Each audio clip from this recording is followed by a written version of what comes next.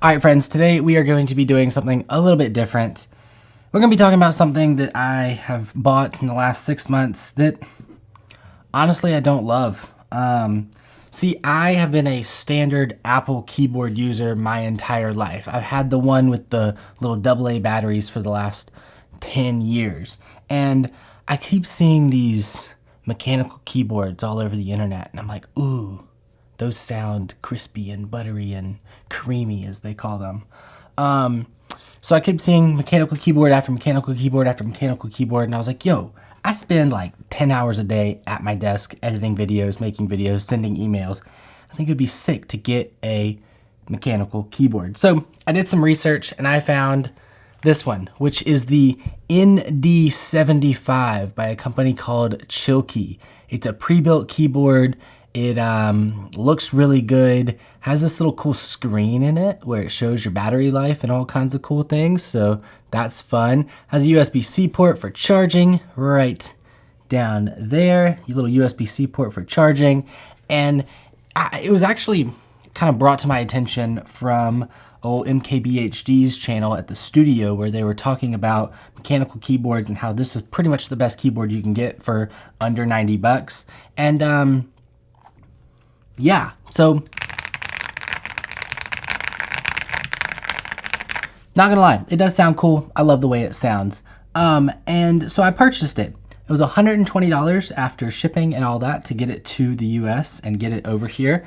And it's by far the tallest and shortest keyboard I've ever had, because I'm typically used to having a keyboard with a number pad or maybe a little bit more spaced out, but I didn't mind. I could drop the number pad for a little bit. And so I've been rocking this keyboard for the last 6 months. I believe I got it in September. And I'm getting rid of it. I don't love it. It works, kind of. But the little bit of joy that I get from these... little bit of joy that I get from hearing that sound, there's just a lot of downsides. And I'm going to kind of run through the downsides. Number one, this screen right here, you should be able to put little pictures, little animations, different things in that screen, as long as you have a Windows computer, because the software only works in Windows.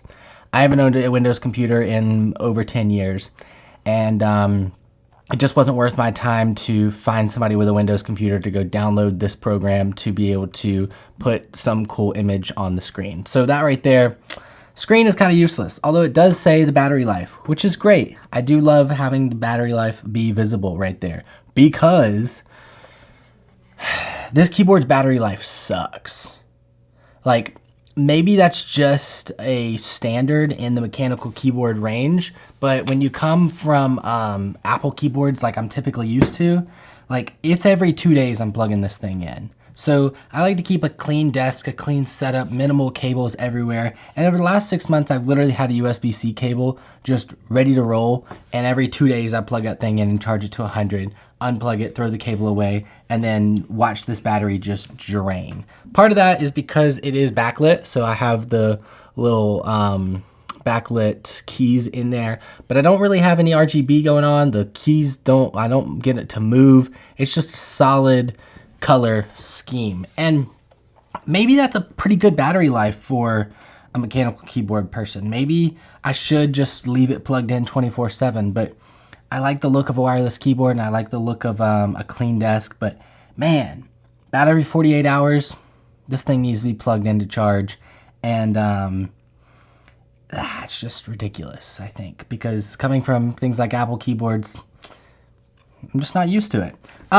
Number three, and the third thing, and this is the main reason why I'm getting rid of this keyboard, I can deal with the battery issues, I can deal with the screen not being able to have a cool image. The biggest thing is I'm just not a mechanical keyboard guy. I cannot type on this thing to save my life.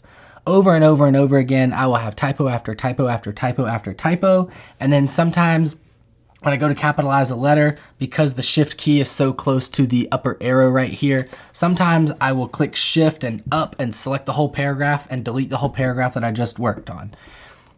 I'm bad at typing on this thing. Like, I will type and go through and spend a minute or two just going through and adjusting all of my typos. It is ridiculous how bad I am at typing on this. And maybe that's just on me. I know there's a lot of mechanical keyboard people out there who just absolutely love them. They love the sound, which honestly,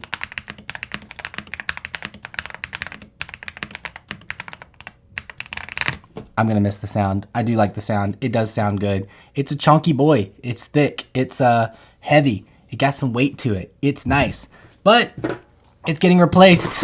And here we have, maybe I'm just a basic guy. I don't know. I've been eyeing this keyboard for a while, and we're going back to an Apple keyboard, baby. Here we have the new with USB-C Magic Keyboard with a full number pad and the Touch ID built right into the keyboard. I'm so pumped for this because honestly, I work with a laptop off of my desk, and on that laptop, I have my laptop closed and it's on a stand, and I just have a keyboard and mouse there. I do not have Touch ID when I'm plugged into my desk, and this keyboard right here just brings back the Touch ID. Now, it'll be very interesting to me if I'm also bad at typing on this keyboard now that I've been working with a mechanical keyboard for the last several months. But ooh, that thing is beautiful. Small little USB-C port at the front. Thank God they finally introduced USB-C back to it. And wow, here we have it.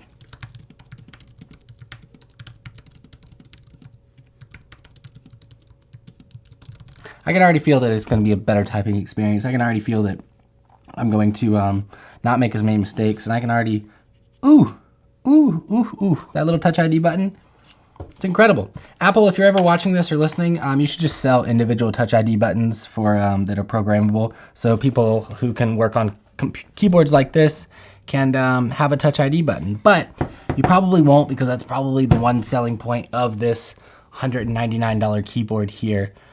Ooh, I'm so incredibly excited for this. This is going to be great. And I cannot wait. So for any of you people out there who are like me 6 months ago, who are just Apple keyboard guys all the way and have never really tried anything else and really just like wanted to tickle your fancy and get into the mechanical keyboard game, you can do it. I did it. But it wasn't worth it because I can't do it. I'm not a mechanical keyboard guy, and I think that's sad to admit. I feel embarrassed. I feel like I failed. I feel like everybody's supposed to be able to go out there and do it and just handle that mechanical keyboard beast. But it's just not me. It's not for me.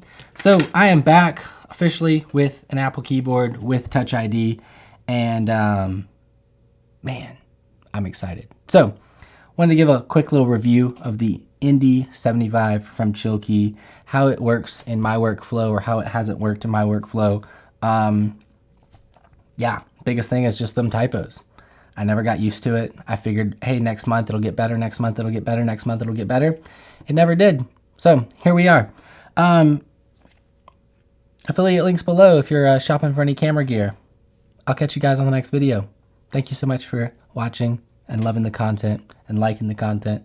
And see ya.